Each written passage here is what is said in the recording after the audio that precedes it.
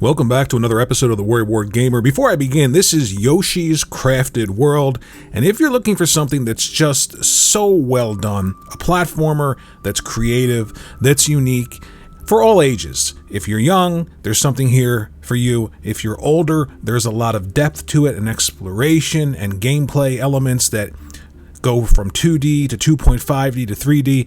It's just so much fun, and it's an example, again, of Nintendo doing what Nintendo does best. Really fun, great, creative games. Now on to today's topic. Today's topic is going to go, I think, not the way many people have addressed this when it comes to Microsoft purchasing Call of Duty, purchasing Activision, and all of a sudden saying 3 years in addition to the deal. Then you have Jim Ryan coming out and saying that's inadequate. You've got some really bad takes from people like, how dare they tell Microsoft what to do with their property? They don't own this thing yet, and it's just a little extreme on both ends. What actually is happening is the argument is always about time. If you think about it, think of a bird, a left wing, and a right wing. On the left wing, you've got timed content, you've got exclusivity deals, you've got map packs first, you've got all of the things that have always happened. For instance, in the Xbox 360 era, Microsoft owned Call of Duty map packs. They came there first. They were important. They made that deal. They put that bid in, and it was accepted. PlayStation could have just as easily put a bid in and got those map packs to PlayStation first, but they didn't. Now, when it comes to third-party exclusivity deals, PlayStation approaches Square Enix. They don't own Square Enix. They say, here's some money. We want Final Fantasy on PlayStation first. Final Fantasy VII Remake. Let's go with that one. It's still up to Square if that game goes to other platforms. It's not like Sony said, here's some money, but after a while, we still don't want that game to go anywhere, and you're going to listen to us even though we don't own you.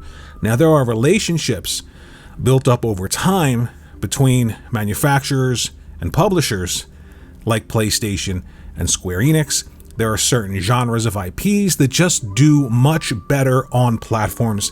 Audiences identify with them more on certain platforms, and that leads into longer exclusivity deals as well. However, it is not forever. It is a limited amount of time.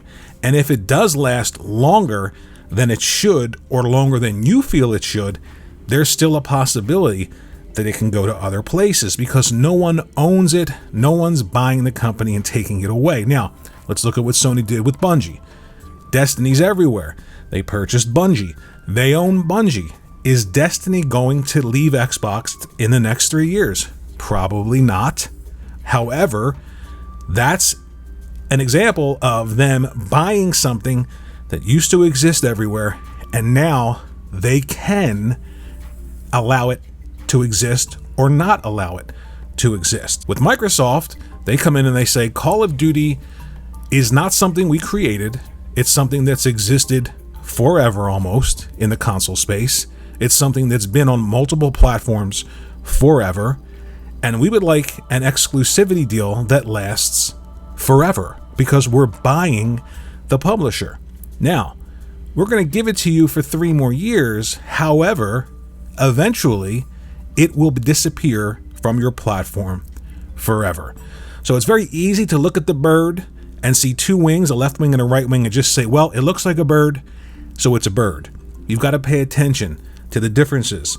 The left wing is about time. The right wing is about time.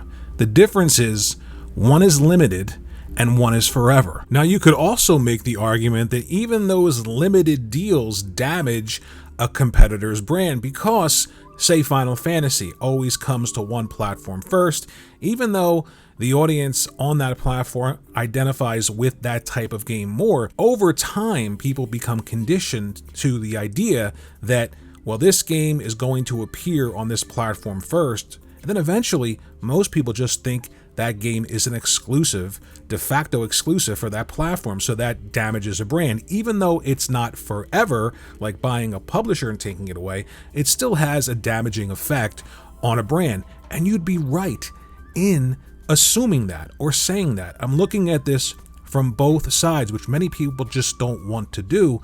It's interesting, and I feel like both sides have valid arguments, but I do feel that I'd be doing a disservice to anybody listening to this, or if you're listening to somebody that isn't giving you this information, it is a disservice that time, limited time forever, is the distinction. And the idea of taking something created that you didn't create or help fund to create away from everybody forever, when traditionally everyone's gotten it in some form. Yes, map packs first on Xbox 360. Did that damage the PlayStation brand when it comes to Call of Duty and users who wanted it? It may have had an effect because the Xbox 360 got a lot of market share, ate it up away from PlayStation. This is after the PlayStation 2 was the highest selling console of all time. Xbox 360 comes in, gets exclusivity deals, and manages to sell extremely well, even though they didn't take those map packs away from PlayStation users forever.